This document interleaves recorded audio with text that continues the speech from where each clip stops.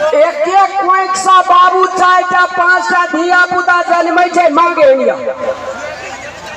सबके विचार सबके स्वभाव अलग अलग है छै। हमरो अहाँ के समाज में देखबे 5टा धिया पुता छै, माँ बाप के एके आदमी रखना रहे छै, नहीं तो पाली लगा देना रहे छै। 6 महीना हम रखबो आ 6 महीना तू रख।